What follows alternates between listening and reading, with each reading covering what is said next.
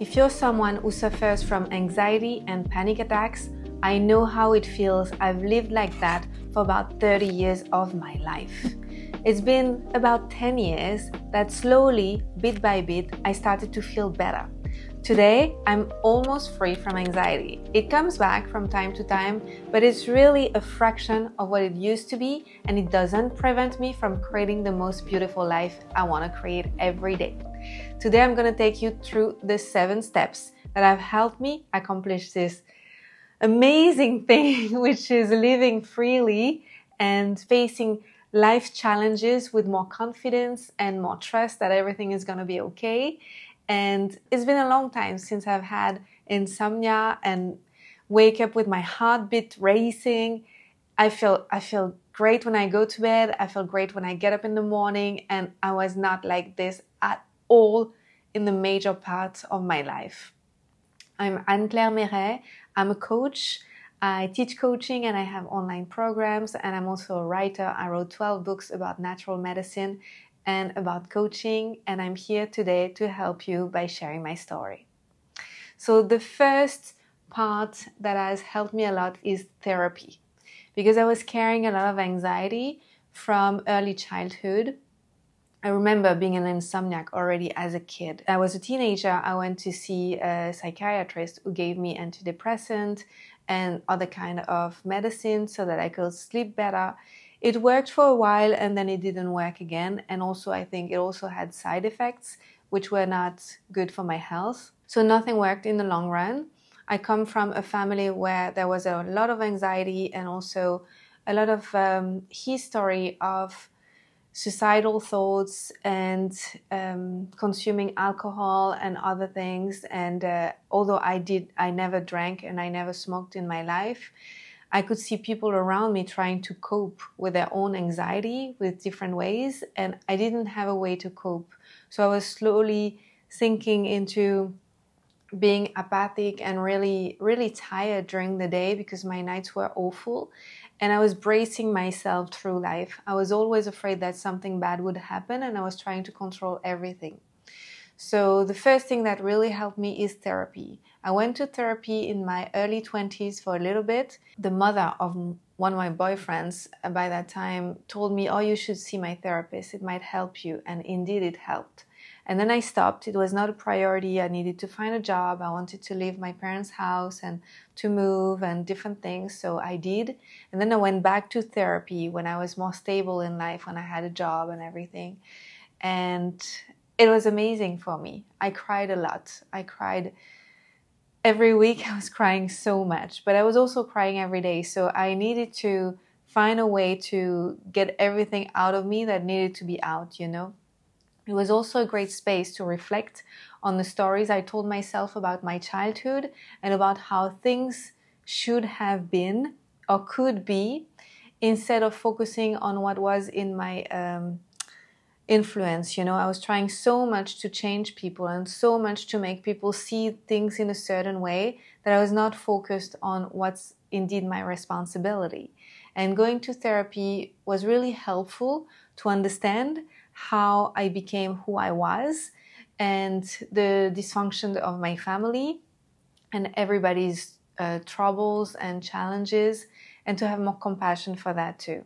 And also it was allowing me to make some distance with some people that were not good for me. And although it was a journey to do that, it was tremendously helpful for me. Second part was discovering naturopathy, natural medicine. So I went to a hospital to try to fix my insomnia.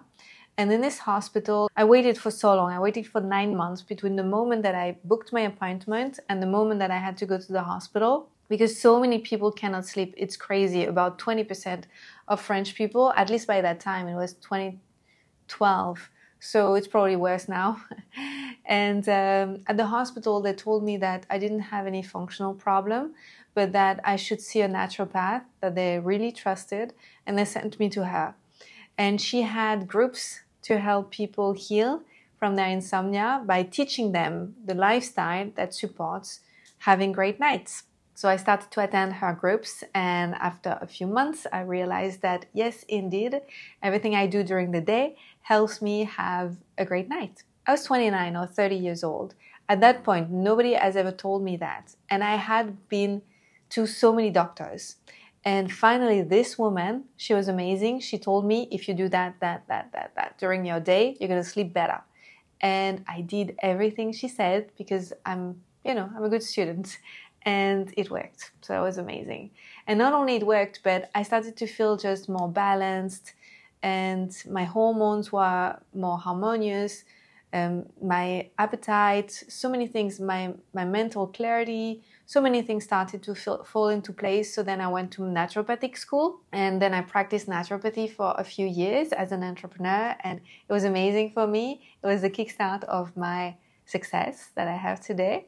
And today, although I don't practice naturopathy, I have written many books about natural medicine, and it's my lifestyle. This is how I live on a daily basis. I prioritize my sleep, I prioritize my movement, detoxification, eating well, and just overall balance, and it's just super great for me. And this is very helpful to heal anxiety and take control over what you actually have control about. Then EFT, Emotional Freedom Technique. If you're new to my world, maybe you've not noticed yet, but I offer EFT sessions on my channel. There are a few videos you can find, and also in all of my programs.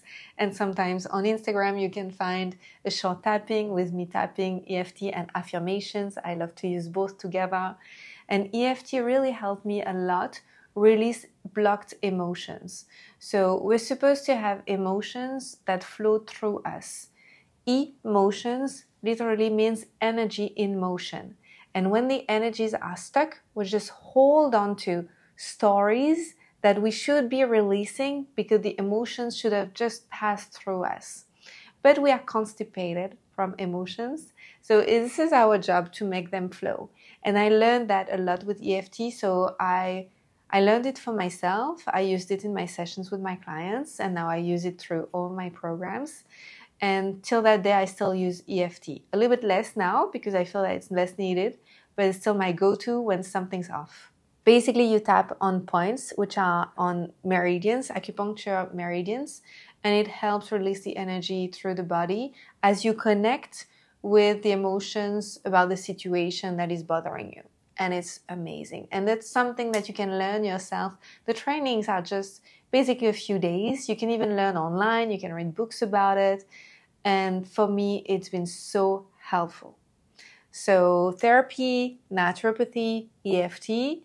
And then something happened with my therapist because it was going well. I was seeing my therapist for about 5 years. And she said, Anne-Claire, I think we're done. And I looked at her and I said, no, Madame Courchinou, we're not done. I'm not done. I'm not great. I feel better, but I still need you. And she said, we're done. With the work that we had to do together, I'm very happy. We're done. You need to continue doing something else. Oh, and for me, that was really hard because I really loved these moments with her. And I didn't feel that I was fully free. I didn't feel that I have achieved what I wanted to achieve in terms of balance, in terms of harmony and peace that I was aspiring to. And I was still, to me, a little bit reactive. So for me, the whole point of the therapeutical journey is to be less reactive and more creative with your life. And I didn't feel that I was completely in charge of my creativity. And I found someone else. It was amazing. I was in a shop one day and I met this woman. And we talked, and she told me she was a therapist, and it took me a little while to contact her, and then I went to see her, and she was doing transgenerational trauma work. And I've seen her for almost 2 years, I think, and it was amazing. That was exactly the missing piece for me. So she worked with a holistic framework where she would study the family tree with the names, the jobs, the date of birth, the challenges that people have been through. And she would just use what we would have because my family was not very talkative about what happened. So a lot of things I don't even know what happened. But with what I found, we could do great work. She was also very intuitive. So it was partially talk therapy to understand, but also we went through the body. So she used oils which were helpful to release emotions. Oils infused with minerals and scents, so many things, different things that now she creates them, but by the time she was buying them to someone who was creating them, a beautiful creator of oils, and she would massage my spine. In our spine, we have a lot of emotion stored, and by massaging the spine from the bottom of the skull all the way to the tailbone, we can release so much by massaging just this area. That was amazing to me. And then within a few months, I started to feel more relief that I was not carrying so much heaviness about my past, and I started to feel that I was allowing myself to dream greater and to create the most beautiful life that I could create. And it took time, step by step, you know. Nothing about my healing happened like overnight. Everything was gradually getting more and more peaceful and harmonious and creative. And then, so that was step 4, and then step 5, I discovered coaching. I discovered coaching through one of my teachers, which taught me EFT and Matrix. Matrix is one specificity in EFT, so you can just dive deeper into EFT with so many different levels. And this teacher was also teaching coaching, and I was particularly fan of her work, so I followed her across the world, and I did a 10 or 12 days training with her, and I understood that there is great power in understanding how to observe your thoughts and reframe your thoughts. And that was life-changing to me. But also I was ready. I was ready because I had done some work in healing therapy. I had been taking care of myself and I had regained vitality. Also, I was no longer putting the responsibility outside of myself, but I was taking more responsibility on a daily basis. And I was really mature to meet coaching at that time in my life. It was life-changing. That was amazing. And since then, I've been using coaching tools all the time. Every day I use coaching tools. I teach coaching. It's my favorite thing to do. And it's funny because at first, when I first discovered coaching before I met with this lady, I was judgmental because I thought that coaching was less noble than therapy and than naturopathy, healing modalities, you know, holistic medicine. But it's not. It's just a different phase of people's journey. And where I am today, where it's obvious to take care of myself with beautiful lifestyle and obvious to continue therapy also, just coaching is my main interest right now.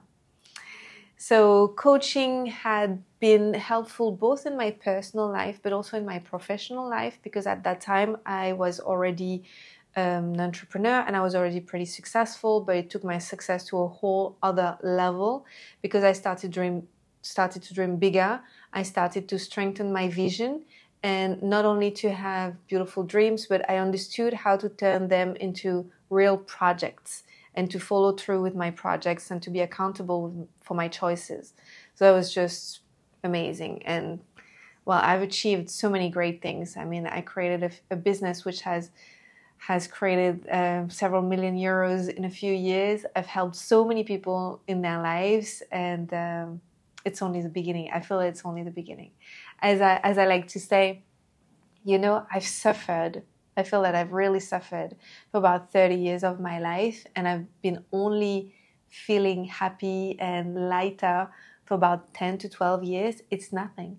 I intend to catch up for all the time that was a real pain, and I intend to make up for it and really have the most beautiful life. And it's only up and up and up. Step 6, traveling and just changing my environment. It's very difficult to fully heal and reinvent yourself and become who you want to be if you keep bathing in the same environment that made you sick. This is very difficult. So for me, I had several stepping stones. So I moved to town in my country of origin, France, and then I moved to Paris. And then I started to be more of a digital nomad, and I started to go to different places. I went to Morocco, where actually my family is from. I went to Southeast Asia. I traveled to Hawaii, to the US. I discovered so many different ways of living. I met different people.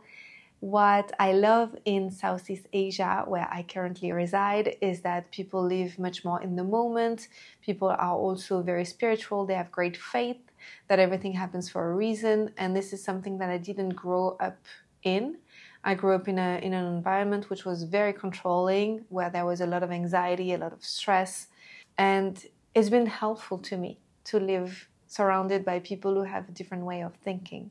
And also being surrounded by other entrepreneurs, people who are actually taking their future in their hands and making bold choices, also invited me to be bolder and actually go for what I really want in life.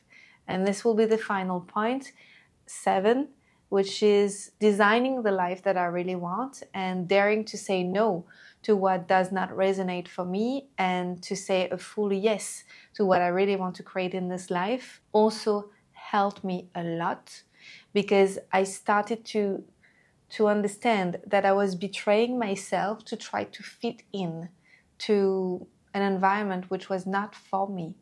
And it's not because you're born in a certain family or in a certain culture that you have to continue over-adapting to it.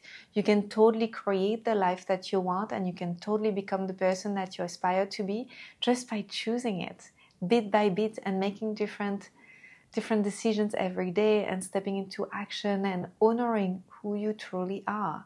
And nobody is going to do it for you. You know, nobody is going to come from your past and say, I'm sorry about everything that happened, and yes, I support everything that you want to do, if you don't do it for yourself first.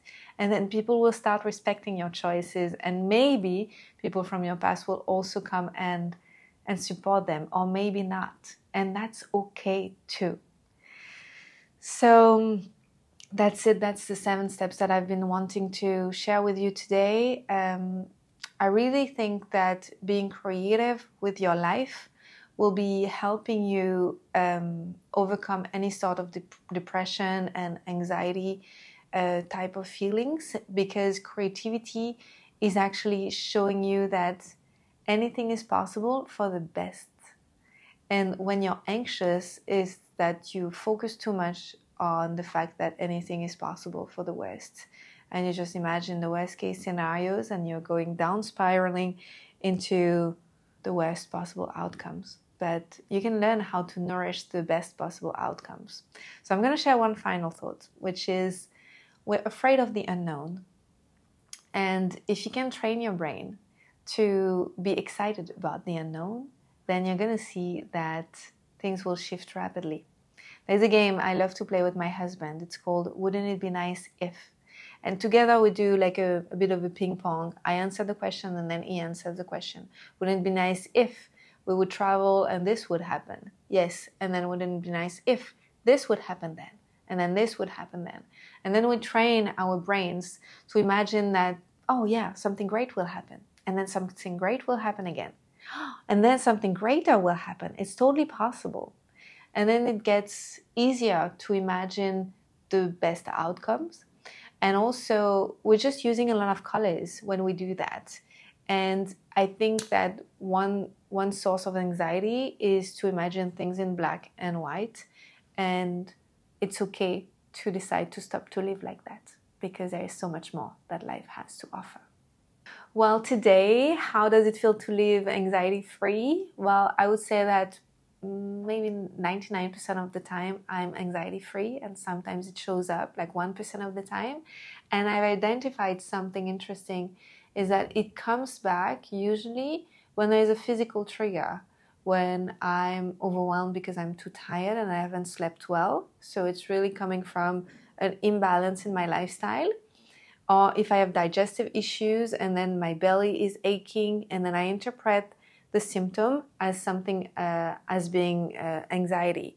It's really related to me with both of things. So I'm trying to be as mindful as I can to keep my balance, and then to not attach stories to any physical symptoms. And most of the time I have then a lot of vitality to create the most beautiful life that I want to create. And I actually had the other day a workshop about financial sovereignty. And my introduction was about vitality and taking care of yourself. And I find it very difficult to be able to go towards your dream and to create the most beautiful life that you want to create if you feel anxious all the time. If you don't have energy, it's just almost impossible. So you have to have your priorities in order if this is the type of life that you want to create. If you have any question, please put them down the comments, and I would be happy to make more videos about that topic and to help you be free and more creative with your life. And I believe you can do it too. I did it, and I'm not special. I mean, I'm special, but you're special too. Everybody is special in their own unique ways. And I know you can do it, and I believe in you. Have a beautiful day.